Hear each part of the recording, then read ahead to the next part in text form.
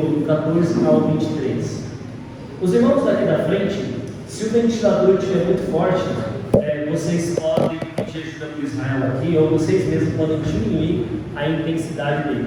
Tá? Depois o Israel vai colocar lá em cima para que o efeito vá direto ao rosto, aí, ao cabelo das mulheres e tudo mais.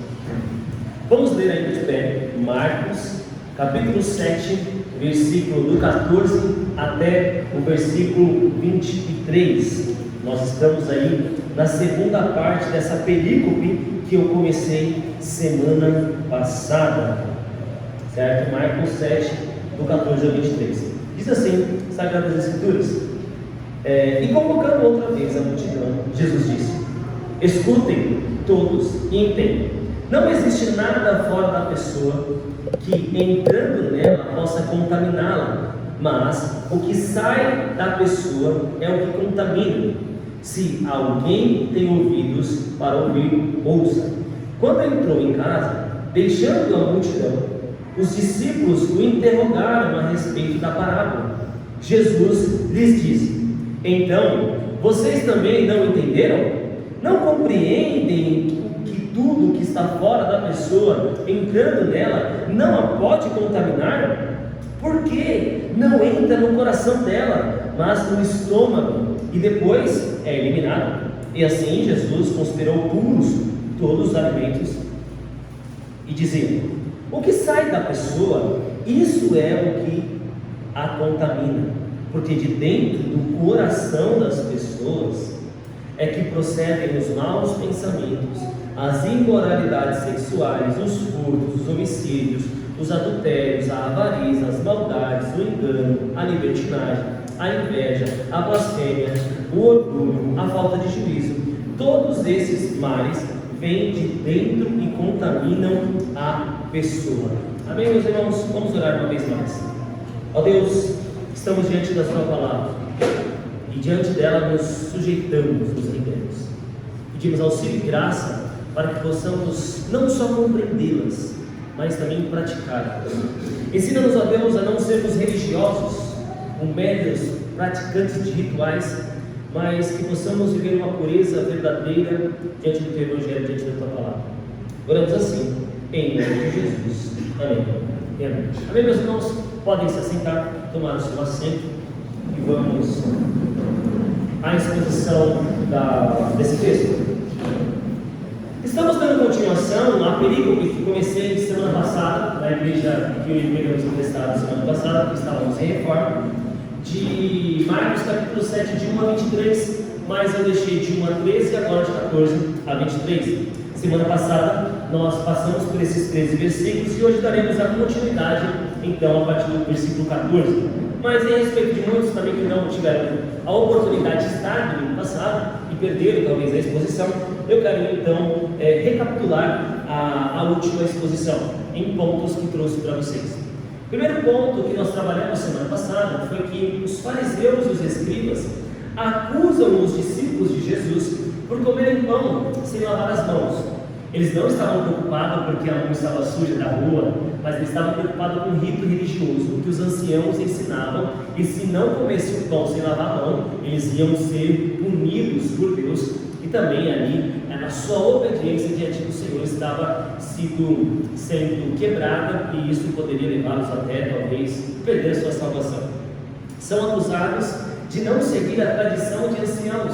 Semana passada vimos que os fariseus e escribas, eles amam seguir tradições, mas não os mandamentos do Senhor. Terceiro, eles colocam a tradição na frente das Escrituras.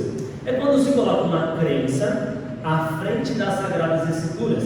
É quando coloca um pensamento à frente do pensamento de Deus. É quando se coloca algo que ensina há tanto tempo, sendo que as Escrituras dizem outra coisa. Depois, eles trocam, a tradição levou a quebrar os mandamentos. Então, os rituais, as tradições deles, fizeram eles não levarem em considerações alguns mandamentos, como era honrar o seu pai e a sua mãe. Lembra que eu falei sobre a oferta de Corbã, né? Então, se eles não queriam ajudar os pais, mas eles entregavam alguma oferta lá para a igreja, e ali dizia assim, é Corbã. e não entregavam, não ajudavam, não auxiliavam os pais, mas ali, paralelamente, ajudavam a igreja, mas continuavam ainda com seus afazeres. O próximo, trocaram a mentira pela verdade. É assim que eles fizeram. Eles trocaram, não, eu não quero. Buscar a verdade demora muito tempo, buscar a verdade é chato, mas eles preferem a mentira do que a verdade. Eles colocam peso sobre as pessoas. Não sei se você se lembra, eu falei que os fariseus são aqueles que colocam peso sobre as pessoas. Eles gostam de controlar o sábado, o que comem, o jejum, quais são seus amigos pessoais. Então os fariseus, eles gostam de controle. E por último, pessoas hipócritas, atores que fingem uma pseudo-espiritualidade. Esses são os fariseus. Eles lavam a mão e acham que são santos. É aquela pessoa que faz uma atitude e acha que ela é superior ao outro, porque ela orou mais minutos do que a outra pessoa, ou talvez a oratória dela é mais bonita do que a outra pessoa, ela se acha totalmente espiritual. Então, mostrando o que falamos na semana passada, vamos então partir do versículo 14 em diante até o versículo 23. Você leu e você ouviu e vendo? Escutem todos. No versículo 14, Jesus ele chama a atenção do povo. Por quê? Porque os fariseus eles estão discutindo com Jesus, estão discutindo com ele a respeito de uma tradição de anciãos. E quando vem uma heresia, e quando vem uma tradição, traz burburinho. Você já esteve numa família, tudo tranquilo, tudo em paz, e aí alguém da família, enviado das trevas, levanta alguma coisa que começa uma discussão absurda na casa?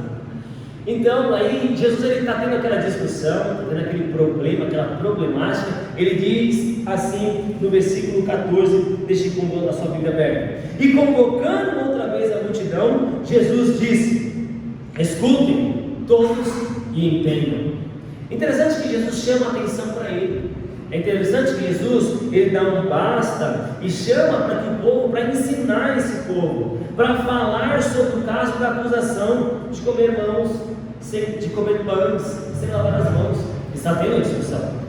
O que Jesus está tratando aqui é rito religioso, é algo religioso. Ele está tratando aqui entre essa discussão de religiosidade.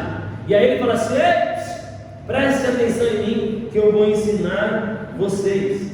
E ele chama dizendo assim, olha, no versículo 14: e convocando outra vez a multidão, Jesus disse: escutem todos e entendem. Parece que numa alusão ao Velho Testamento, a chamada do Senhor, quando o povo de Israel é proclamado a ouvir: ouve, ó Israel. Já ouviu esse texto do Velho Testamento? O profeta chegava diante do povo de Deus, e quando às vezes estava difícil, quando o povo estava errando, e dizia o profeta: ouve, ó Israel, assim diz o Senhor. Parece que Jesus está fazendo a mesma coisa, porque tem uma discussão sobre ritualístico, e ele diz assim: ouve, ó Israel, ouve, ó povo, escutem. E no versículo 15, Jesus ele confronta já a hipocrisia da santidade no exterior e não no interior. Nós vamos ver claramente que Jesus ele está aqui indo contra essa tradição que fazia as pessoas serem apenas religiosas e não verdadeiras. Se você está com a Bíblia aberta, no versículo 15 diz assim: não existe nada fora da pessoa que entrando nela possa contaminá-la, mas o que sai da pessoa é o que contamina. Jesus confronta essa hipocrisia da santidade exterior e não interior. Jesus confronta o povo sobre as suas tradições, falando que a contaminação não é pelo que comemos, e sim por aquilo que está em nosso coração. Não é pelo que entra por alimentação, e sim pelo que sai de dentro do coração que mostra a nossa impureza. O que Jesus está querendo dizer não é assim aquele exemplo que muitos dizem: olha, se você assistir 3 horas de Datena e vai ver muitas notícias ruins, seu coração vai estar contaminado, né? Ele não está tratando isso de Datena, de internet, ele está tratando sobre alimento. Então não leve isso para aquilo que você vê ou ouvir durante o dia, né? Porque a gente trata um outro tipo de pensamento. Ele está falando aqui que os religiosos falavam assim: olha, lembra, não podia comer carne de porco. Eles se achavam religiosos por isso. porque Deus ordenou isso no Velho Testamento. Então tinha as comidas impuras e as comidas puras para o povo de Israel. E então, quando eles não comiam porco, quando eles não comiam carne do porco, quando eles não comiam o pão sem lavar as mãos, quando eles não comiam alguns determinados alimentos, eles se achavam extremamente espirituais. Então eu quero que vocês imaginem esse povo, que por causa de eles não se alimentarem com alguns alimentos, eles se acham, cara, a gente é crente. É tipo alguém quando não mata e não rouba e não faz coisas tão fortes assim, de pecados mais absurdos que a humanidade já logo condena, ele fala assim, eu sou crente, eu sou um cristão de verdade. Era isso que os fariseus estavam fazendo. Eles estavam ali na sua conduta de vida, por não comer alguns alimentos e por não se tornarem impuros porque estão comendo algumas coisas, eles falam assim, somos santos. E esses gentios são impuros. Lembra que na semana passada, eu quero lembrar vocês, se um fariseu estivesse comendo uma alimentação e a sombra de um gentio passasse sobre a comida dele, o que ele tinha que fazer? Jogar fora, porque aquele alimento se tornou impuro. Então, para você ter noção, se ele fosse no mercado e comprar alguma coisa e voltasse, ele se deparou com impuro. Ele tinha que lavar prato, copo, metais e também a cama, porque a casa se tornaria impura. Ele levou a impureza para casa. Olha como que é esse cenário religioso. Você não come, você é espiritual, você é uma bênção. Você se limpa e se lava, porque você chegou perto de impuro, logo você é o amado de Deus. Então nós devemos ver como que isso é forte para o povo nessa época. Quero trazer uma observação, que nessa passagem não é tratado a respeito de bactérias, não é tratado a respeito de vírus e de micróbios, quando nós ensinamos nossos filhos, quando ele chega na rua e vai comer alguma coisa que nós falamos, vai lavar a mão. Já lavou a mão? Nós fazemos isso. Mas isso porque nós pensamos em bactérias, em vírus, essas coisas. Mas aqui os fariseus não estão pensando nisso. Eles estão pensando em algo religioso. Eles estão pensando em algo que agrada a Deus. Lavar a mão agrada a Deus. Lavar a mão com quantidade de água certa até o punho, até o cotovelo, isso é um ato religioso que glorifica a Deus. Pois bem, vemos que os fariseus colocam peso nas pessoas a respeito disso. Com essa declaração, eu quero dizer para vocês que Jesus está mexendo no vespeiro dos judeus. Para dar um exemplo de vespeiro, eu vou trazer uma alusão para vocês num dia aconselhando. Há muito tempo atrás, um marido, eu perguntei para ele, ele veio trazer a dificuldade para mim, e aí eu conversei com ele a respeito, e era dificuldade financeira e tudo mais. E aí então, eu falei, olha, você tem que conversar com a sua esposa a respeito das finanças, de quanto ela gasta, se ela está gastando muito. Você sabe quanto a sua esposa ganha? Não sei, nem quero saber, pastor. Não, mas vocês não são um só, vocês não são casados, vocês não estão conectados no mesmo propósito. Não, isso sim, mas você não sabe quanto ela ganha? Não, isso aí a gente não mexe. Eu falei, meu irmão, você está criando um vespeiro na sua casa, sabe? Já teve aquelas comédias que começam com 1, 2, 3 abelhinhas, e aí vai mais, vai aumentando. E esse vespeiro está tão grande que você não consegue mais mexer. Se você colocar a mão, pastor, deixa que eu sei como é que é, eu vou ficar todo picado, vai dar ruim na minha casa se a gente conversar sobre isso. Logo então, não arrumaram, não consertaram isso. Por que Jesus está fazendo isso? Eu trazendo esse exemplo para vocês. Ele está mexendo no vespeiro dos fariseus. Porque, irmãos, não comer carne de porco para eles era algo muito religioso. Era algo que eles se tornavam algo superiores aos outros. E aí Jesus, ele declara assim, olha só, versículo 15. Não existe nada fora da pessoa entrando nela que possa contaminá-la, mas o que sai da pessoa é o que contamina. Se alguém tem ouvidos para ouvir, que ouça. Jesus anuncia que a vida de santidade vem do interior e não do exterior. Com isso, ele declarava que o sistema mosaico de alimentos puros e impuros era nulo e vazio. Quer dizer, a tradição está vindo por muito tempo. Se eu não como, se eu não bebo, se eu não faço isso, logo eu sou santo e agrado a Deus. Aí vem o Messias e diz, nada disso tem mais valor. Isso era sombra do passado. Agora é o presente Cristo. Agora não torne nenhum alimento impuro. Meus irmãos, é a mesma coisa que você chegar numa mulher que é religiosa, que ouviu a vida inteira falar que não pode cortar o cabelo. Você dizer para ela assim: irmã, está tudo tranquilo, está tudo favorável, pode cortar o cabelo. Deus vai continuar te amando da mesma forma. Para ela vai achar como? Imagina você chegar na irmã Nadir do YouTube e falar que as viagens que ela foi no inferno e no céu, vem do Michael Jackson, é algo da ilusão da cabeça dela. Ela vai dizer: não é, eu fui lá, eu vi as coisas. Porque quando você quebra uma tradição, você mexe no vespeiro, na coluna basilar dessas pessoas. E é isso que Cristo está fazendo. Não existe mais alimento puro. É isso que ele está fazendo. Olha só, eu estou derrubando, Jesus está derrubando um muro que fazia entre a separação dos judeus e dos gentios. Ele está quebrando um paradigma, ele está quebrando algo religioso que a pessoa sempre creu a vida inteira. E aí vem Jesus e fala: não precisa. Você pode comer o pão sem lavar a mão. Não quer dizer que Jesus não lavou a mão para comer o pão, porque Jesus ele cumpriu todos os mandamentos e todas as leis. Mas Jesus ele não traz peso de uma vida espiritual externa, mas uma vida espiritual interna, introspectiva. Paulo, quando vai falar sobre a ceia, ele fala para que o ser humano ele faça uma autoavaliação, não uma avaliação do outro, mas uma autoavaliação. E todos os dias, para as nossas vidas, devemos fazer uma autoavaliação da nossa vida cristã. Para e pense. Falar que agora nada é impuro para os judeus é como lançar fora o decreto de Deus do Velho Testamento e todas as tradições deles. Porque o Senhor falou que não era para comer aquele alimento, aquele pão, sem lavar a mão para os sacerdotes, que você estava na semana passada na pregação. Mas ele derruba agora um argumento que eles viviam há anos. É derrubado, é totalmente exilado aquele sistema religioso mosaico que eles tinham. Jesus derruba o conceito religioso. Jesus mostra que nada vale dessa vida externa sendo pura para os outros se dentro é impuro. Lembra que no texto passado eles o comparam como um sepulcro caiado, como um cemitério que foi pintado de branco.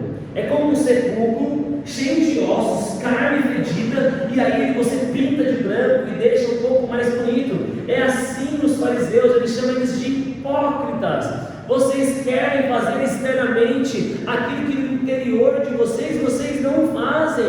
Vocês não me amam no interior, mas no exterior vocês querem mostrar que vocês são bons.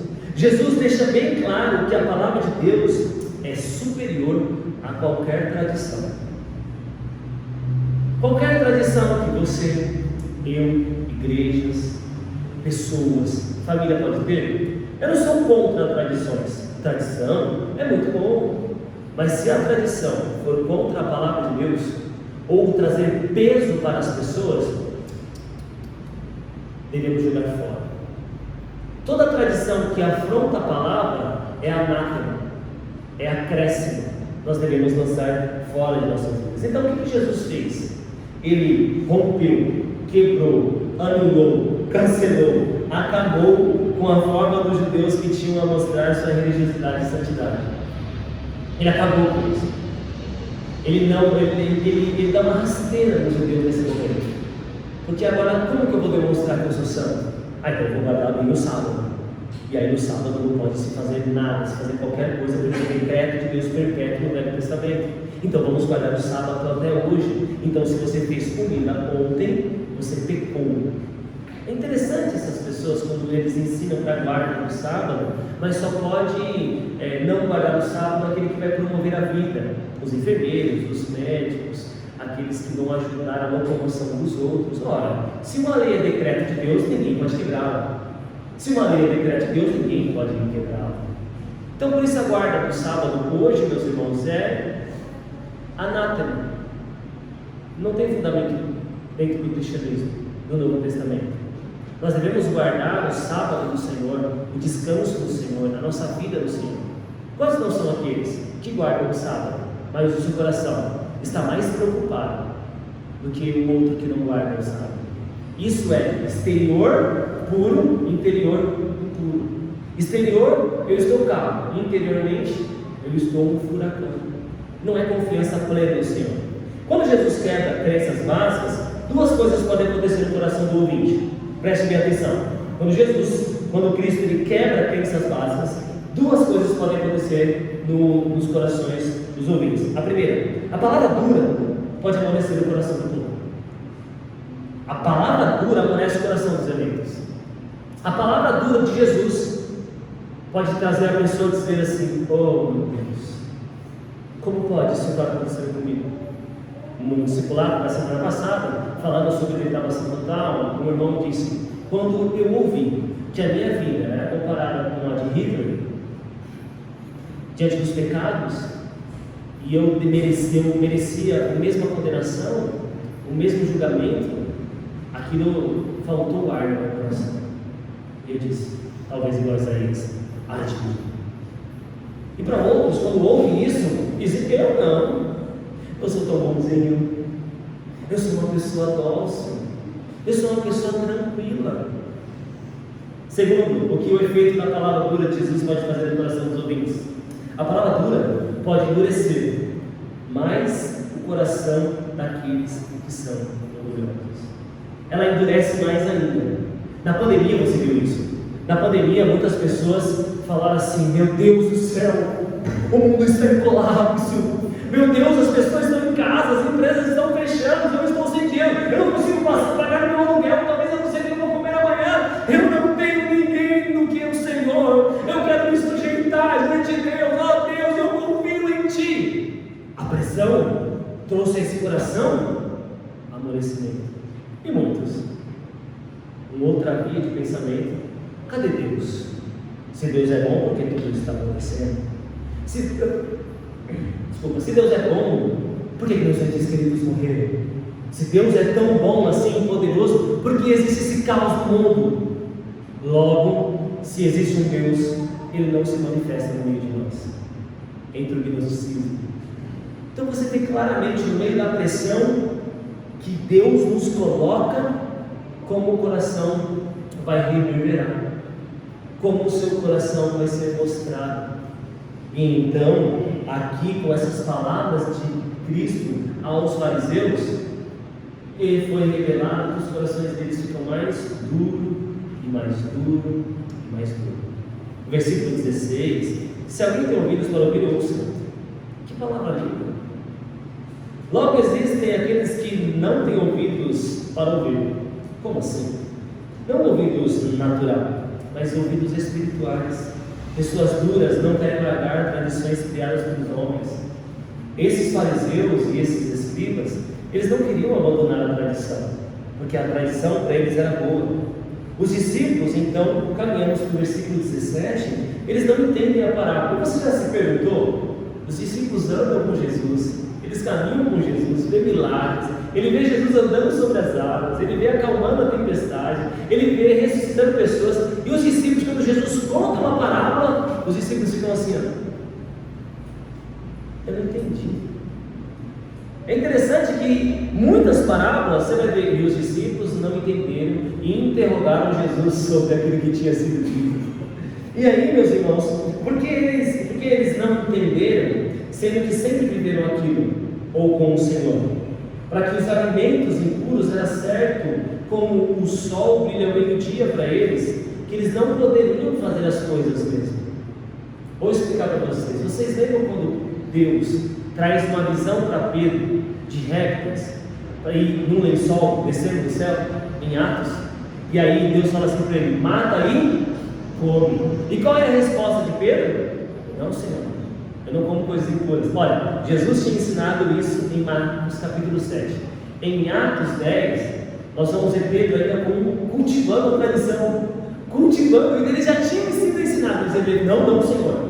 Era isso para eles em alimentos impuros, isso para eles era claro como o sol ao meio-dia que não deveria comer. E Jesus ele vem e quebra. Meus irmãos, por conta da tradição, nós vamos ter algumas compreensões que levam à religiosidade e não à pureza da santidade. Muitos de nós podemos estar vivendo religião e não santidade. Muitos de nós podemos estar fazendo algumas coisas que é mera tradição e não pureza interior do coração. Vemos que esse pensamento, mesmo depois de muito tempo, provavelmente se Pedro pensava assim, os outros apóstolos também pensavam assim, que não poderiam comer os animais puros ou os animais impuros. Veja comigo o versículo 17. Quando entrou em casa, mudou aqui, né? Certo. Quando entrou em casa, deixando a multidão, os seus discípulos o interrogaram a respeito da parada. E Jesus lhes disse: parei. Olha que interessante. Quando entraram em casa, quem entrou em casa? Jesus e os seus discípulos. Vocês lembram de Marcos capítulo 4? Tinha uma multidão com Jesus. E ele separa os 12, porque ele quis, para ensinar a eles coisas que os outros não iriam aprender. Então ele entra em casa de novo com os seus que ele escolheu para estar junto com ele, e continua ensinando esses homens. E Jesus disse: então vocês também não entendem, mas compreendem que tudo que está fora da pessoa, entrando nela, não pode contaminar, porque não entra no coração dela, mas no estômago dela, e depois é eliminado. Jesus ele ensina algo tão simples e tão poderoso. Irmãos, quando você come alguma coisa, ele não vai para o coração, ele vai para o seu intestino, para o seu estômago, depois você elimina ele. Depois você manda embora. Ele está falando literalmente de algo higiênico que você expele do seu corpo quando vai no banheiro. Ele fala: se você comer alguma coisa ruim, você alguma coisa que te contaminou, olha só, isso vai embora depois. Mas se preocupem quando algo está no seu interior, dentro de você. Aqui não é uma apologia para comer qualquer coisa.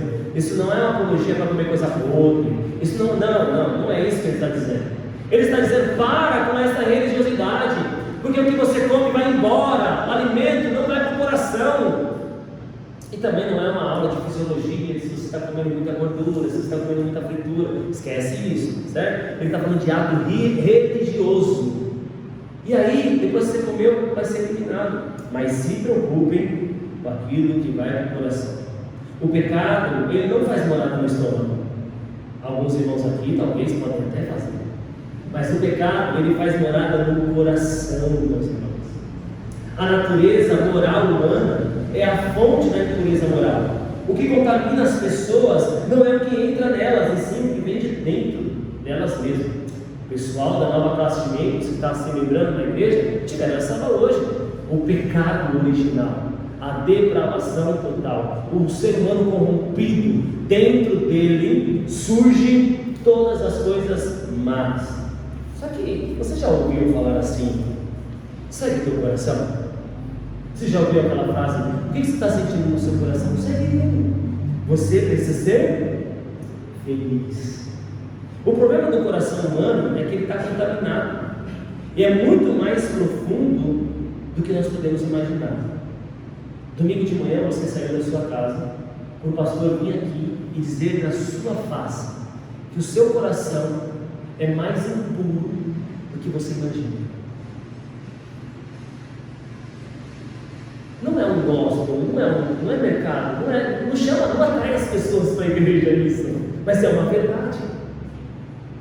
É uma verdade. O problema dessa impureza interna é que ela está alojada no coração. Nós temos uma impureza, uma sujeira que está alojada no nosso coração de uma forma muito suja, que nenhuma diarista pode entrar lá e limpar a casa.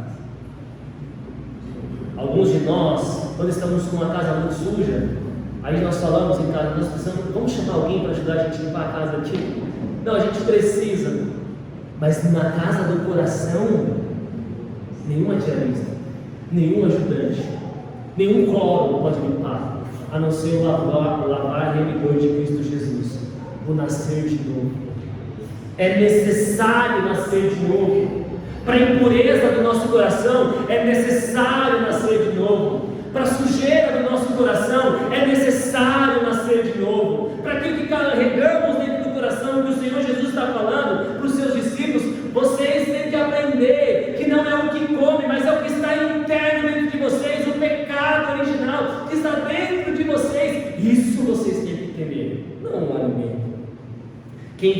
tradições e rituais religiosos para demonstrar pureza, está mais preocupado com algumas coisas. Pois bem, vejamos, quando a pessoa está muito preocupada com as tradições e rituais religiosos, ela vai inclinar os seus olhos para alguma coisa. Ela vai inclinar os seus olhos para a roupa do pregador. Será que é a roupa adequada? Não, não é. Outra coisa que ele vai se importar mais, ele vai se importar para a estrutura da igreja, ele vai se importar com a cor da parede da igreja, com a iluminação da parede, ou a iluminação do templo. Ele se importa mais com as coisas triviais do que se a palavra é exposta. E nós, reformados, temos um preconceito com parede preta e fundo preto. Eu sei que nós temos, muitos de nós. Mas a preocupação não tem que ser se a parede é branca ou se a parede é preta, mas se a palavra é fiel. Você pode ter um pregador de terno e gravata, escola sacerdotal, ele pode estar falando tradições e heresias. Eu sei que muitos de nós, como eu também, não gostam daquele, parece um show gospel no meio do culto. Você fecha os olhos, vem um tubo de luz na sua frente. Eu sei, mas, meus irmãos, nós devemos estar mais preocupados com a palavra exposta do que as outras coisas. Mas muitos que vivem por tradições, eles gostam muito mais da roupa, muito mais daquilo que vê, do que a fidelidade às Sagradas Escrituras. Jesus, ele quebra esse paradigma e trouxe uma verdade. Sua impureza não é a carne do porco, não é o pão sem lavar as mãos, mas sim pecados internos.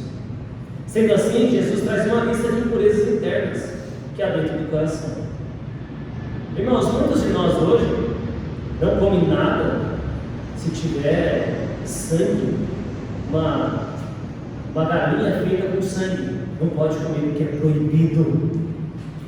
Aquela linguiça chouriço, chama? É chouriça? Chouriço? Não pode comer porque é sangue pisado, não pode, porque as Sagradas Escrituras dizem, nos proíbem disso. Olha o que a palavra diz a respeito das coisas impuras. Acompanhe comigo no versículo 19. Porque não entra no coração dela, mas no estômago delas é eliminado. E assim Jesus considerou puros todos os alimentos. Você já viu aquela pessoa religiosa e fala assim: meu irmão, tu sabe de onde vem esse arroz? Tu sabe de onde vem esse feijão? Tem que orar e consagrar a Deus, porque se não consagrar, pode ter sido consagrado a Satanás. Irmão, isso é tradição, isso é poder a Satanás e dar inferioridade a Deus. Não, meu Deus, será que esse doce aqui veio de algum lugar? Todos já sabem quando eu falei doce, veio de algum lugar impuro, né? Não, meu Deus, isso vai trazer maldições para nós. Vai entrar o demônio pelo suspiro, vai entrar o demônio pelo pingo de leite. Meras tradições. Eu não estou falando para a gente viver em libertinagem, meus irmãos, mas o Senhor ele diz aqui, ó, quem fez o alimento?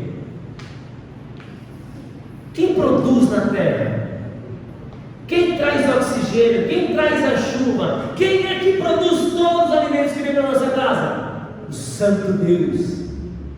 Mas se você comer alguma coisa com sangue, ou se você comer alguma coisa que você não orou, está com dor de barriga, pode ser o demônio do estômago. Não, meus irmãos, meras tradições, ritual religioso para mostrar santidade. Sendo assim, Jesus ele traz essas listas. Jesus não cita todas as maldades do coração e também nem é exaustivo sobre a quantidade de impureza que há no coração. Observação: quando dizemos para você seguir seu coração, tome muito cuidado, pois a Bíblia diz algo antagônico ao contrário essa afirmação. Tome muito cuidado com o seu coração. Duvide do seu coração. Não, mas eu tenho um sexto sentido, pastor. Duvide do seu coração. Lembra que disse semana passada? Você pode sinceramente estar adorando a Deus, e sinceramente você pode estar errado. Você pode, na sua sinceridade, estar adorando a Deus e prestando algo no culto que sinceramente está errado e não deveria fazer. Não é por causa da sinceridade que algo está certo. Vai conversar com um pedófilo, se ele não tem a sinceridade no coração dele que ele está sendo feliz fazendo aquele ato ruim e péssimo com uma criança, ele vai falar: não, sinceramente eu me sinto feliz com isso. Aí você tem que dizer: sinceramente, você está plenamente errado. Mas falar para um abusador isso, para nós é muito fácil. E falar isso para você? Se alguém chegasse diante das horas, sinceramente, você está errado com esse conceito bíblico, como Deus, como Cristo fez com os fariseus. Pois bem, vamos ver a lista que ele vai nos falando. Então, nós vamos ler a partir do versículo 21. Porque de dentro do coração das pessoas é que procedem todos os bons pensamentos, não é assim? Os maus pensamentos, as imoralidades sexuais, os furtos, homicídios, o adultério, a avareza, as maldades, engano, libertinagem, inveja, blasfêmia, o orgulho, a falta de juízo. Todos esses males vêm de dentro e contaminam a pessoa, não é o de fora. Todo o mal que você precisa, preste bem atenção, todo o mal que você precisa está dentro de você. Isso vai muito contra os fontes. Não, pastor, todo o bem que eu preciso está dentro de mim, porque ele nem faz a morada do Espírito Santo. Sim, eu creio, eu sei disso. Você é morada, templo do Espírito de Deus. Mas o seu coração já é um coração com um novo corpo glorificado? Você teve maldades essa semana? Vamos ver a lista que o Senhor traz para nós. Primeiro, enganoso é o coração mais do que todas as coisas, como Jeremias 17:9 diz: enganoso é o coração mais do que todas as coisas, e desesperadamente corrupto, quem o conhecerá? Então olha só, o maior corrupto da terra mora dentro do seu coração. Eu sei que vocês vão reclamar de mim depois, mas é uma verdade. Nosso coração ele é desesperadamente corrupto. Vamos ver a lista? Maus pensamentos, que significa imaginações más. São corações que concebem e dão vida a outros pecados, que serão indicados na lista abaixo. Corações que maquinam coisas más. Assim é as pessoas de maus pensamentos. Não é só maus pensamentos de pornografia e essas coisas. Maus pensamentos, meus irmãos, é o que talvez você pensa de um irmão aqui da igreja. É o que talvez você olha para sua sogra, para sua família e não fala nada, sorri. Mas dentro de você, maus pensamentos. Será que nenhum de nós somos assim? Vamos à lista. A lista vai nos ajudar. Imoralidades sexuais, que pode vir por porneia, que é fornicação, e moixéia, que é adultério. Quantos de nós não somos envolvidos na imoralidade sexual? Muitos, meus irmãos, vão dizer assim: olha, não assista vídeos pornográficos. E está certo, não assistam vídeos pornográficos. Mas, meus irmãos, começa um reality show, não perde um capítulo. E olha que aquilo é praticamente algo pornográfico. É crentes que diante disso, da imoralidade sexuais, nos pensamentos, práticas e nas suas ações, que assistem coisas que é imoral. E ainda falam que são santos. Ah não, mas eu não assisto vídeos pornográficos. Mas, meus irmãos, eu gostaria, não vou fazer, mas para ver como que a imoralidade está dentro do nosso coração, e me desculpe a gíria, e pagamos de santos, Abra o seu Instagram agora. E veja quantas pessoas imorais você segue. Não, mas eu me visto bem. Não, mas eu não mato, eu não roubo. Não, mas é interessante como o povo de Deus, ele gosta de tradições e de coisas externas, mas se esquece das coisas internas. Olha o seu Instagram hoje e quantas pessoas imorais você segue. Vai mostrar o seu coração. É fato isso. É que o Instagram é interno, é particular. Eu sigo quem eu quero, pastor. Quer ser controlador? Quer ser um fariseu? Não, eu só estou mostrando o estado do nosso coração. Furtos. A lista diz furtos. Corações que planejam o mal. Não só que roubam, mas o que é dos outros, mas também aquilo que é de Deus. Eu nem estou falando aqui de dízimos, de ofertas, como a Maria está falando. Furtos, nós pensamos logo naquele trombadinho que está na rua, aquele que quebrou o vidro e pegou o GPS antigamente, né? Agora é só celular, não tem mais GPS no vidro do carro.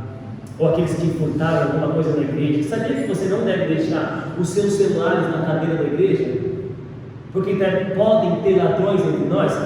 Pastor, como isso? Meu irmão, aqui é gente. Quer ver problema?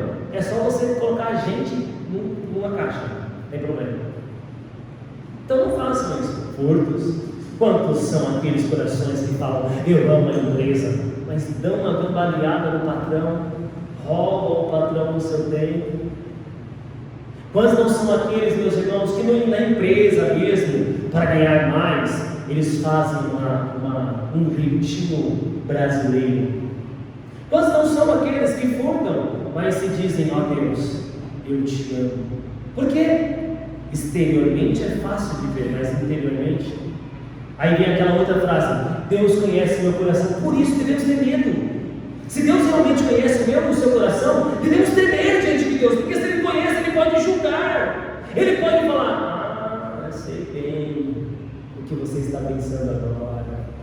Quantos de nós, meus irmãos, não furtamos o tempo, roubamos aquilo que não é nosso, é de outro, e também diante de Deus. E a lista continua. Homicídios. O assassinato é uma afronta contra a vida divina de Deus. Aí as pessoas dizem assim, não, mas eu nunca roubei alguém, ou eu nunca matei alguém. Primeira coisa, se você concorda com o aborto, você é a favor do homicídio. Você é a favor de ir contra a vida que Deus criasse. Todo cristão, genuinamente lavado e remido pelo sangue do Cordeiro, é contra o aborto. Porque o homicídio, o assassinato, é uma afronta contra Deus. Não, mas olha, pensa na sociedade, pensa nas crianças que nascem e sofrem, e as crianças, elas não importa.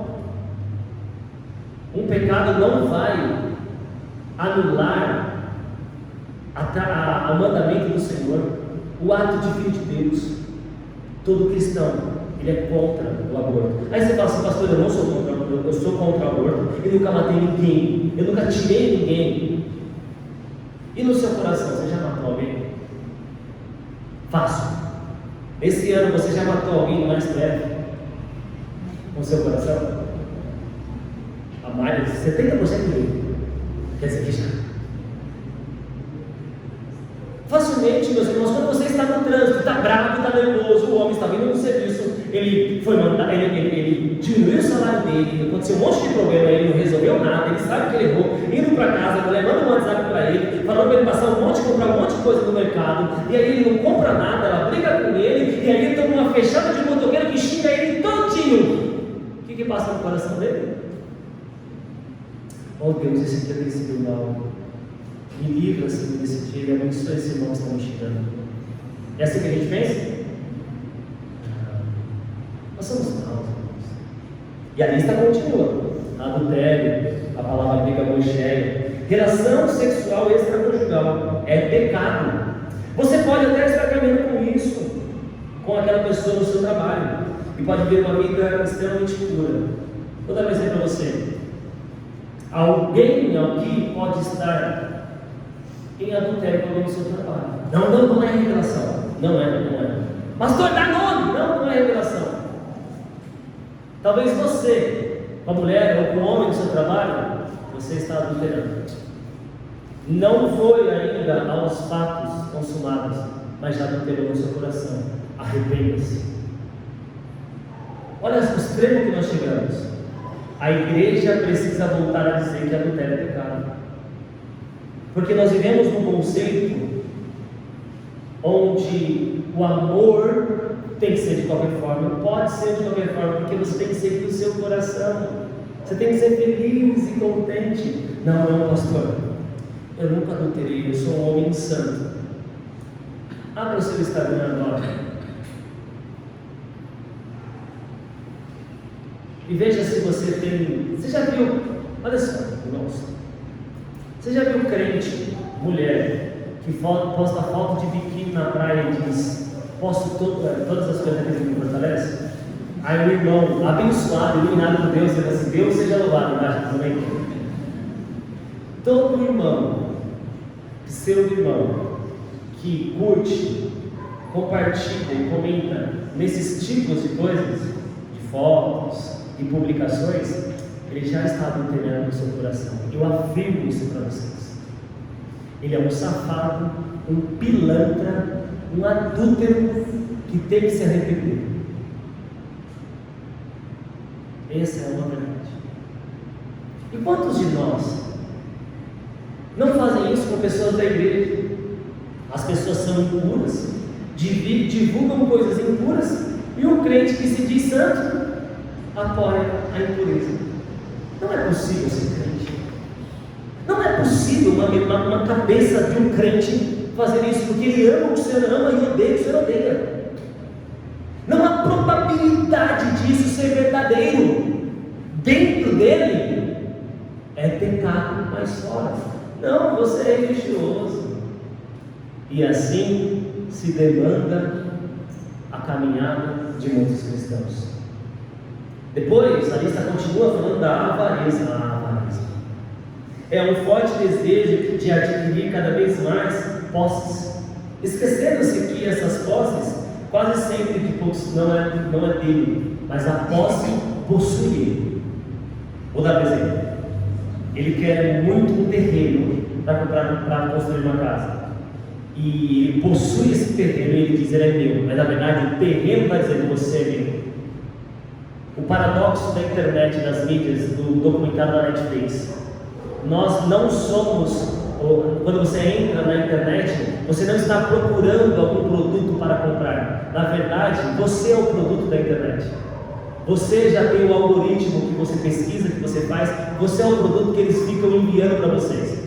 Todos de nós já fizemos aquele teste. Vamos falar sobre escritório, sobre móveis de escritório perto do celular? Alguém já fez esse teste de falar alguma coisa? E depois você abre o seu Instagram e tem ali uma propaganda para comprar móveis de escritório promocional. Você é o produto. Quando o avarento deseja muita coisa, na verdade ele não tem essa coisa, é essa coisa que tem ele. Ele é dominado por ela. Quando ele deseja ser rico e o dinheiro, ele não vai ter o dinheiro vai ter ele. É o que o apóstolo Paulo vai nos ensinar, aquele que anseia e deseja muito dinheiro. O avarento é um desejo de ter mais, independente da necessidade que sempre ele tem. O avarento sempre retém. O avarento fala em seu coração: eu não preciso contribuir mais. Aí eu trouxe uma síndrome do avarento que eu quero que você leve para a sua casa. A síndrome do avarento é: não sou coincidência. A síndrome do avarento é: se der, eu contribuo alguma coisa. E outra síndrome que ele faz é: eu preciso pensar primeiro. Esse é o avarento. Ele sempre pensa primeiro nele. Ele sempre pensa: será que vai sobrar? O avarento é assim. Aí eu pergunto para vocês, essa lista que Jesus trouxe, quantos de nós somos avarentos? Quantos de nós amamos o dinheiro e somos descontentes com aquilo que Deus nos deu? Você está descontente com a sua casa que Deus te deu? Resolva o seu problema, doe ela para alguém e vai morar na rua. Se você é descontente com aquilo que Deus te deu, você está pecando diante de Deus e se torna um avarento. porque quer mais, e mais, e mais, e mais.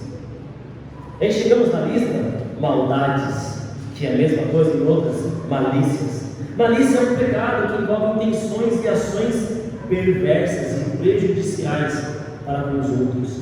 Sempre coloca uma intenção pecaminosa em suas palavras e pensamentos.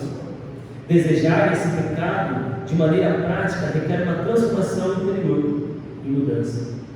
Malicioso. Tem gente maliciosa no serviço, nas vendas, no trabalho, maliciosa em todos os aspectos. Maldades surgem do coração, como primeiro ponto dessa lista, maus pensamentos. Somos maliciosos, pensamos coisas a mais das pessoas do que realmente elas são. Somos maliciosos. O brasileiro é malicioso, ele sempre quer ganhar alguma coisa, ele sempre quer ter ganho de alguma coisa. Bom, se eu estou servindo na igreja, o que eu ganho com isso?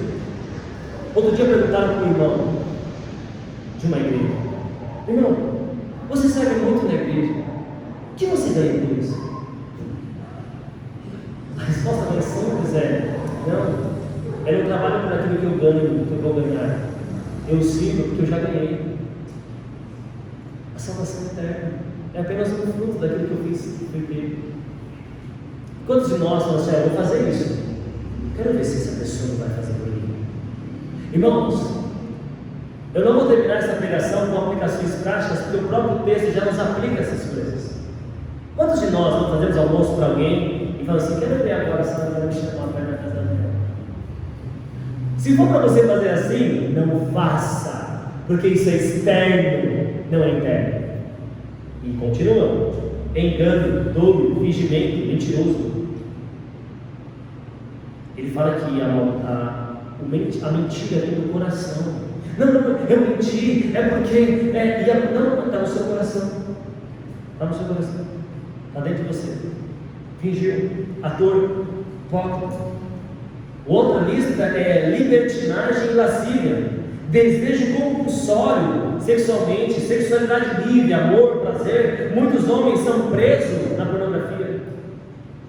A libertinagem é o que canta hoje na mídia. A lascívia é o que mostra hoje na mídia. Veja propagandas de material escolar, vai ter lascívia. Veja novelas, filmes, lascívia e lascívia. As roupas, você vai na loja, você não sabe distinguir mais qual é o setor masculino e feminino. Você vai olhar uma calça, você tem certeza absoluta que aquela calça é para mulher, mas aquela calça é para homem. Eu falei: meu Deus, a lascívia ela tem sido assim, estimulada todos os dias. As nossas crianças, elas são discipuladas na escola, com pessoas de fora do cristianismo, com a libertinagem, com a lascívia. Depois, a lista continua: em inveja. É descontentamento com Deus que deu, comparação com o próximo.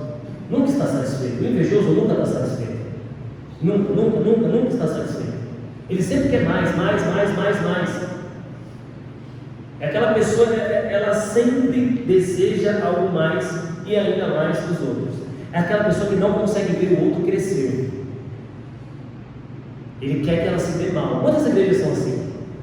Não quero que a outra igreja cresça, porque assim a minha não está crescendo. Por quê? É uma igreja invejosa, um pastor invejoso. Outro ponto: blasfêmia, insulto, reclamações, difamações. Sempre estavam dizendo. Gente, uma das piores pessoas para você ter comunhão são com os blasfemadores, com aqueles que reclamam de tudo. Já conheceu alguém assim? Reclama. Você chega com ela e fala assim: meu irmão, como você está? Nem te conta. Não conta. Sempre está maldizendo, sempre está reclamando, sempre está ruim, sempre é tudo ruim, a casa é ruim, os filhos é ruim, a comida é ruim, a esposa é ruim, o marido é ruim, a igreja é ruim. Dá vontade de falar que essa pessoa tem que partir. A oração SL, salva e leva. Porque, meus irmãos, dentro do coração tem uma fonte de blasfêmia, de reclamação. Outro ponto, penúltimo, é o orgulho e a soberba. Sempre se sente superior aos outros, não se submete a Deus, que tem um coração duro. A fonte de orgulho não é externa. Não é porque você conquistou uma casa nova, você tem um carro novo, isso é bênção. Que Deus possa prosperar vocês, meus irmãos. Não é por causa disso, mas é porque já está lá interno e precisa do lavar remidor de Cristo. Todo orgulhoso, meus irmãos, tem um coração duro, ele não dá o braço a torcer. E o último, a loucura. Entenda que loucura espiritual vem do pecado, a qual faz o homem ter uma visão distorcida da realidade. É a sandice, as pessoas que não discernem as coisas, que não têm uma visão clara do Evangelho, mas ela é um louco, como a pregação da cruz é loucura para o mundo. Pergunto a vocês, de onde vêm todas as maldades do coração? Não é de Brasília. Já respondi, né? De onde vêm todas as maldades? Não é de Brasília. De onde vêm todas as maldades? Não é dos ladrões, não é dos corruptos. Sabe de onde vem? De dentro de você. Sabe o que a gente precisa? Do lavar remidor de Cristo. Olha só, ele está tratando a respeito de não lavar as mãos para comer os pães. Ele traz uma pequena lista da fonte do nosso coração, que precisa de Cristo. Quero chamar a equipe de música, eu acabei, e vou concluir aos irmãos com essa frase aqui que eu vou mostrar a vocês. Concluo aos irmãos. A possibilidade de estarmos limpos por fora e sujos por dentro, preservando mais a tradição que as Escrituras. Necessitamos de um lavar remidor do Espírito. Precisamos nascer de novo. Não é ritual, não é a aparência, não é talvez uma pseudo-espiritualidade que fala que você está com o coração purificado por Cristo, mas é lavar remidor. Fique-se de pé, irmão. Quantos irmãos vão cantar na música? Eu gostaria de pedir aos irmãos que fizesse uma alta avaliação para vocês. O que foi exposto hoje? O que você precisa mudar? O que foi exposto hoje? Qual é o abismo que você tem que sair de perto porque você está prestes a cair? Do que foi exposto hoje? O que precisa? Literalmente você tirar a tradição e colocar o coração diante de Deus. Vamos orar, meus irmãos. Pai eterno Deus,